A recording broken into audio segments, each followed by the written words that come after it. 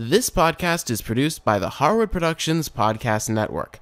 To learn more about the network and to find more of our shows, visit us online at www.harwoodpodcast.com.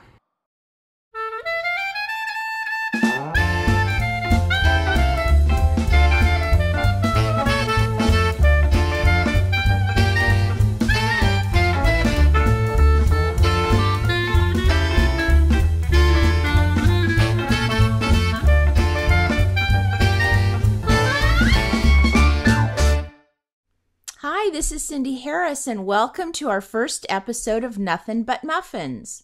On this show, I'm going to be sharing with you all my favorite muffin recipes, and the first one is my banana granola muffins. These are chocked full of fruits and nuts, and they're just delicious. But the first thing we have to do is start by making our own granola. And what you do is you get 2 cups of oats, and I'm just using regular dry oats like I would use for oatmeal cookies, and I'm going to put that in a bowl. And to that, I'm going to add some sliced almonds, about 1/2 cup. And then I'm going to kind of just mix that together a little bit. And then we're going to add a little bit of oil, just 3 tablespoons. I'm using a canola oil. And then we're going to add a little sweet to this. And for this, I'm going to add some honey, about 2 tablespoons. Then we're going to mix that together, and we want to get that honey and that oil all through the oats and the almonds. And you'll notice it's going to sort of kind of clump together, and that's exactly what we want. Because then we're going to put it on a baking sheet, and we're going to pop it into a 350-degree oven. Now, when you spread this out, you want it to be in kind of a thin layer. You'll notice that it's not filling the whole tray, and that's okay. Then we're going to put this in the oven, and we're going to bake it for about 5 minutes. And then after 5 minutes, we're going to kind of stir it around a little bit, and then bake it for another 5 minutes. Now, these next 5 minutes, you're going to kind of want to watch the granola because it depends how hot your oven goes. We don't want to burn it. We want it to get just nicely toasted like this. And it could take between, 8 to 10 minutes. And then we're going to take it out and leave it on the counter to cool.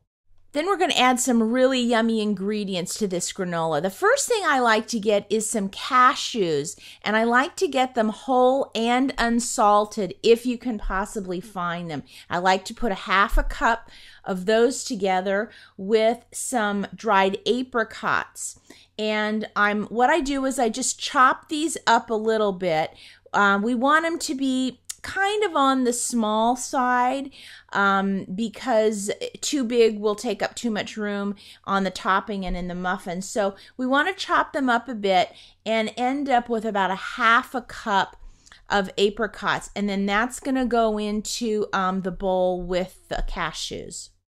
Then I like to add a little bit more dried fruit, and I like to use some of these dried cherries, and I like to get about 1/4 cup of those and add that into the bowl with the cashews and the apricots. And then one last fruit I like to add is some dried cranberries. Again, 1/4 cup. Now, because this is all dried fruit, you can use any types that you like, but these are my favorite. And then I'm just going to toss that together, and then I'm going to add my granola to it. Now, the granola may be still a little bit warm. That's okay. Just scrape that into the bowl, and then we're going to go ahead and toss all of this together. This granola is so great. It's not overly sweet, and it has very little fat in it, but the cashews and the dried fruit just make it scrumptious. And now it's time to get our muffin pan ready. And this is a 12-cup well muffin pan. And what I'm going to do is put some cupcake liners in each of the well. And that really helps the muffins release easily, and it makes cleanup a lot easier too. So to get started on our batter, we need to get 1/2 cup of butter, or 1 stick, and put it in the microwave for about 45 seconds or so, and we want to melt it. And we'll just set that aside, and we're going to start building the rest of the batter in a bowl. So first we're going to start with 1.5 cups of flour, and then we're going to use 1 cup of sugar. And for the leavening, we're going to use a teaspoonful of baking powder and 1/2 teaspoon of baking soda. Then we're going to add just 1/4 teaspoon of salt. And then I like to take my wooden spoon and just kind of mix all of this together. You have a lot of different densities of flour and sugar and leavening. I want to make sure it's all mixed together. And then I'm going to be adding 1/4 cup of milk plus 2 tablespoons. This is a thick batter, but we want to make sure that we have enough moisture in it. And then we're going to add a teaspoon of vanilla. Then we'll go ahead and add our butter. Now, as we start to mix this, we want to go kind of slow because we've got a lot of liquid going on. And once I get it sort of mixed together, then I'm just going to put in 1 egg. And then I'm really going to start mixing this up. And I want to get it pretty much together. If there's a little bit of flour, that's okay, because I'm still going to be mixing it a bit more. And I'm going to get 2 bananas. And you'll notice what I do with the bananas is I kind of mush them up while they're still in the peel. And then I open them and just split the skin open and kind of pop them into the bowl. I don't really do anything fancy with them. And then I want to add some walnuts. Now we have some almonds in the granola, but I do like to add some walnuts. So I keep all of my baking and cooking nuts in the freezer to keep them nice and fresh. So then what I'm just doing is taking out some walnuts. I'm going to cut up about 1/2 cup. And I do want these into a small dice. Then I'm going to take these walnuts and I'm going to pop them into the batter with all the ingredients and start to give that a little mix.